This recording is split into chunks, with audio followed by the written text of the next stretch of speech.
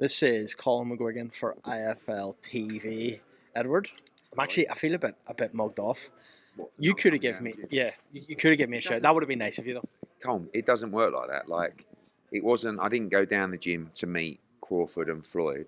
I was just in the gym. They probably heard I was there, so they wanted to pull up. You know what I'm saying? No, What was that like? Yeah, I mean, I've never really spoke to Floyd before. I've met him half a dozen times, and we've sort of said hello and all that kind of stuff. But actually, he's a funny fucker. He is. And I'm single-handedly making Terence Crawford the most popular fighter in the world, because I am the only one that's ever brought out his personality. True or false? Like, and Terence is one of the top guys in the sport. But even if he wasn't, you'd still say that because your business mind now is working and you're going, I wouldn't say top. I might say top, but he's unbelievably humble. Let me give you an example. Terence Crawford is with Steve Nelson's team, okay? They are staying at a hotel, part of the Cosmopolitan Group, across the street, all right? Nice hotel. Oh, my hotel, actually. Yeah, okay. Nice, right, but, you know, there are many more fancy hotels in Las Vegas, okay? He has a standard room there, and we said to him, listen, do you want us to get you he could go into any hotel in Vegas and get a palatial suite. And he said, no, I want to stay with Steve for the week in a standard room. Now, to some people, they might go, oh, big deal. You know what people are like. I don't know many people that would actually do that. Floyd definitely wouldn't do that. But Terence is probably one of the most humble fighters in his position of the sport. And do you know what I love about being in environments like that last night? The love for the sport. Like, Terence is watching Shakur's pod. Shakur's pod 14 rounds. 14 4-minute rounds with 30-second breaks. And Terence and Floyd watched the entire spar.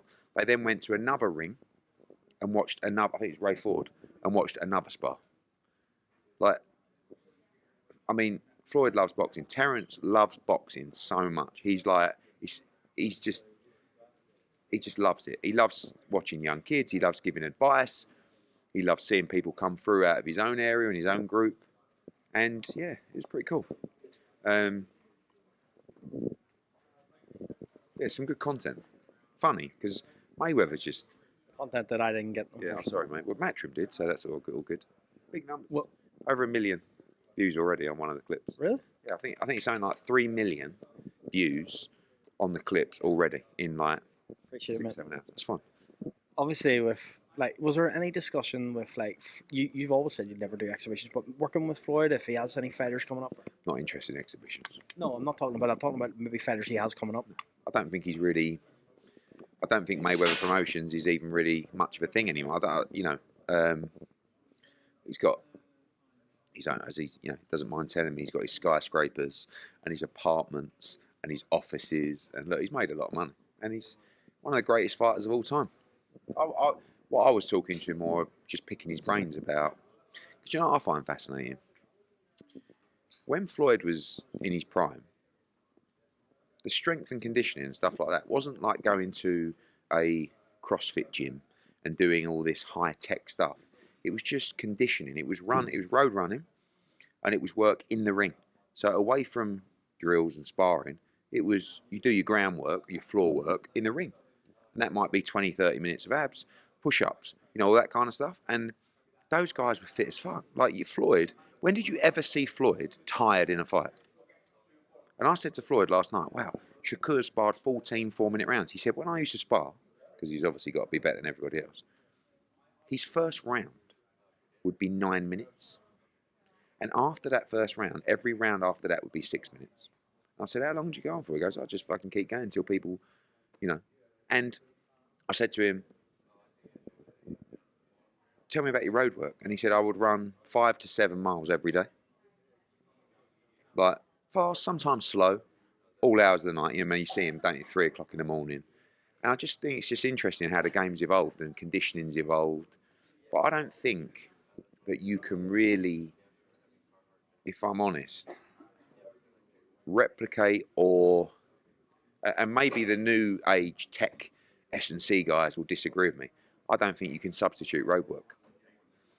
Like over time, tell me a fighter that hasn't run, tell me a fighter that hasn't put the miles in, and now it's almost like, oh no, running's overrated. I'm not so sure. These guys are fit as fuck, and they will fight all night. Shakur, 14 rounds, 4-minute rounds, 30-second break, and at the end of it, wasn't even remotely tired. You know. Obviously, yesterday, did you expect it to go how it did between Diego Pacheco and Stephen Nelson yesterday? No, I love it. I mean, look, we started off like Mercado was great, wasn't he? I know that some people will go, "Oh, don't like that Tito Mercado." Fucking, I do. How good was that? She starts like calling out some geezer over there, calling out some geezer over there. Shakur, Keyshawn, and then Steve Nelson's obviously speaking with a lot of passion, and he just said a few things that obviously just rubbed Diego up the wrong way. Great, like. You know, I think one of the challenges for Diego in this fight, and it'll be the same at the weigh-in in a minute, is that environment where someone's sticking it on him, Bomax in his ear, trying to play mind games with him, because he's not experienced that before. And how do you deal with that on fight night?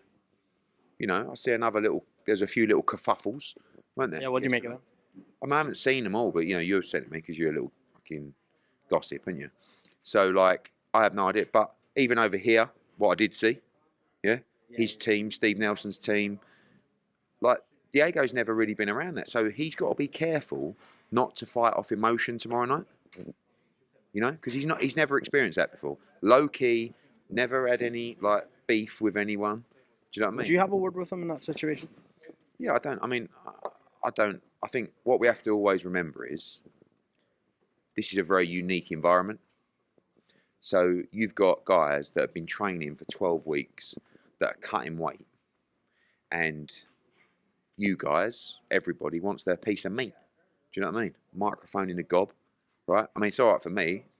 You know, I've had scrambled eggs, avocado, smoked salmon, and a bagel this morning. I'm absolutely fine. I'm not agitated. But when you're cutting weight and you're getting ready to perform and fight in front of the world, don't always expect people to act normally. What gives me the hump a little bit more is entourages. Because I see a few people yesterday just piping up and coming in from all angles, start fronting people up. Like, you know, I don't mind the back and forward. Don't start stepping to people and getting in their face. What are we doing here? We're not going to have a tear up at the press conference, are we? Yeah, we're going to win. We're going to knock you out. We're going to do this. But don't try and be the tough guy and make a scene and think it's all about you, because you'll get slung out. You know, I don't like all that. I don't like the entourage stuff. The fight. You can't always, it's when we bring them together here today for the weigh-in. Don't expect, like if someone shoves someone, if someone nuts someone, if someone whacks them, don't be surprised. We're putting them in that environment, you know? It's one of the reasons why actually the ceremonial weigh-in sometimes works better. Not for the beef that you like, but do you know what I'm saying? Like, but at the same time, we want that, but we want it in a controlled environment. So once it starts spilling out and getting out of control, people have got to be told. You know, and if someone's done something wrong, they'll be told by me. Whether they care or not, it's another point, but they won't be back. I spoke to Stephen Nelson yesterday, and I said to him about the possibility of potentially, you know, you spoke about Canelo, him and Terence both going for that Canelo fight, and he said whoever gets it first. But I'll tell you one thing, that Eddie Hearn has first dibs on me after I beat Pacheco. Yeah. What do you make of that? Yeah, I mean, we know that because obviously we have, you know, when we bring a fighter in and give them an opportunity, we have a position on them moving forward. That's standard, you know, whether that's a rematch, whether that's options. So contractually, that's a position, but also Steve Nelson's grateful for the opportunity. I'm glad he's got the opportunity, really glad, because he's been through a lot. He's a good fighter that's never had his break. This is his big break. Let's see if he's good enough, because that's what it always comes down to. As I always tell you, when a fighter gets beat, it's because they weren't good enough. So if he's good enough, maybe he'll take his opportunity. The nice story, the Marines or whatever it was, the this, the that, great story, means fuck all. It all comes down to how good you are, doesn't it? You You're not going to get the win because you were once in the Marines or you had a tough few years. You're going to get the win because you've got big balls, plenty of heart, and you've got ability. And if you're not good enough, the story means nothing. Now, if you win and the story's there, then that's gold dust, you know. But the reality is, this is what Diego said. Like you can tell me all this. You know, when people say you don't know where I've come from and I've come through this and I've come through that, some people's paths are a lot harder than others, and that will make you more resilient in the heat of battle. But it won't make you good enough if you're not good enough, and you can't substitute skill and ability. And I think Diego is relying on being too good for Steve Nelson. But if we get in that dogfight, and by the way, Terence said to me last night, I'm telling you now, Steve Nelson can punch. He's heavy-handed, and they right fancy it, as you know. It's going to be a great fight. Are you going to do a watch along for the Dalton Smith Yes, fight? yeah.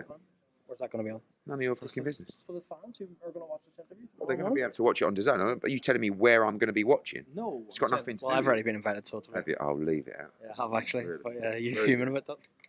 It's in the suite we were in yesterday, didn't I? Told you? Oh, you're fuming. Obviously, we're here as well for Omari Jones. We didn't speak about it yesterday. Yeah.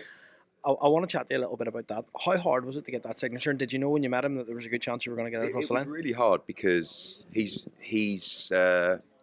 reminds me a little bit of AJ in like his approach and his mindset of wanting to learn and gather information.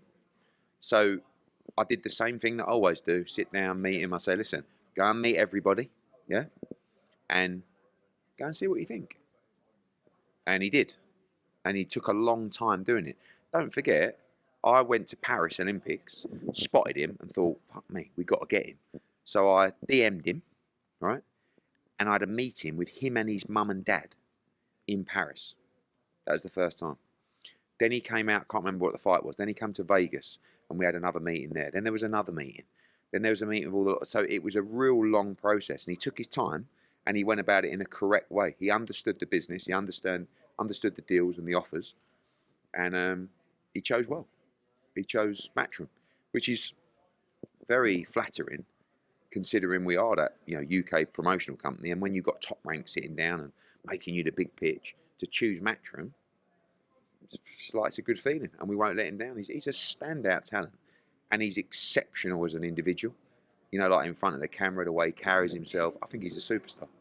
You've already kind of set a little precedent because you've been doing these shows in Orlando. Does it just fit in nicely with that? Yeah, perfect. I mean, Caribe Royale works really well for us. It's a nice little venue, 3,000-4,000. Everything's on site. Have you been before? Did you come to? Yeah, nice little spot. And it's in Orlando, and Omari Jones is from Orlando. So it's a smaller show. Amo Williams headlines in a really good fight against Bolney and a great card, but it's also the homecoming of the hero, Omari Jones, to Orlando. And I think it's exciting. Like, who's the last big fighter from Orlando? Antonio Tarver? Yeah. I mean, I don't know many others, so I think Omari's got a great opportunity in Orlando, Florida, and in the US. Talk to me a little bit about the Butch Stanionis undercard. Do you work with PBC to do a few of their fighters on that, or is it just going to be No, Matchroom? it's just going to be Matchroom, but you know, I don't rule out working with Louis and PBC on a few fights on the card. Obviously, they've got a lot of shows coming up themselves. So Rafe Ford's over here somewhere. It's likely he's going to be in a big fight on the card. I'd like him to fight Zelfa Barrett. He's got Jazza Dickens on Feb 15th, but if that allows, it's a fight we'd like to look at. So yeah, we're building the card at the moment. There'll be a press conference in about 10 days, 2 weeks for Butch Stanionis. Would you aim to have the undercard ready for then as well? Yeah, 100%. Yeah. Eddie, Oh, by the way, got some news for you, boy. Heard it. Belfast, we sold out, basically, because we were only allowed 6,000, 6,500. there's a concert on, isn't there? There is. Great news. We spoke to the Odyssey, and we've said, you can't, please don't tell us we can only have 6,500 in here when we've sold out already, and we've got, 6 weeks to go. Please, let us have the whole arena. They've moved things around. We've got the whole arena. So... Add anything else onto that card then? Or No, but the fighters haven't even been given their tickets, and it's sold out. Do you know what I'm saying? So even with the orders that the fighters are getting for the tickets they need, we sell out the whole thing because it's what, 8,500, 9,000, something like that. So yeah, there's going to be there's right now there's like 100 tickets left, and as we open up, there'll be probably 500 tickets left to the general public. But it's going to be an absolute full arena, March 1st in Belfast. It's going to be fucking wild. Can't wait. I'm going to have to go there over the tank fight. You know, tank fights on roads, but I can't not be a Belfast fight. Oh, obviously. Edward, I need to ask you about Anthony Joshua. Have you had conversations? Obviously, it looks like he's probably going to be going back into camp soon. Is there conversations? I know Turkey had said he wanted, you know, Wilder, Bakoli. Have you had any discussion about that? Not yet, no. What would you like for him? I'd like him to fight the winner of Dubois Parker for the world heavyweight title. I mean, that's what he wants. Is Bakoli not in the mandatory position for that? Well, if he comes through FA Jaguar? You know, there's been no exception that Dubois got since he won the title. If he applied, or Parker, if Parker won, it would open up a new time frame on his mandatory, so he'd be fine. Also, don't forget that a Jaguar against Thingy is not till May, so the winner of that's not going to be ready to fight till September. So the winner of Parker Dubois is going to fight in the summer. Do you like the AJ Wilder fight though? I think it's compelling. I think it would get a lot of attention. And the reality is that before AJ lost to Dubois, Wilder wasn't a name that we were looking at, but he did lose to Dubois. So I don't rule it out. I think Wilder's going to want a couple of comeback fights. I believe he's got one scheduled for, is it Feb or March, something like that. So we'll see. But all eyes at the moment on Feb 22nd in Riyadh. Well, Edward, appreciate your time. Thanks, mate.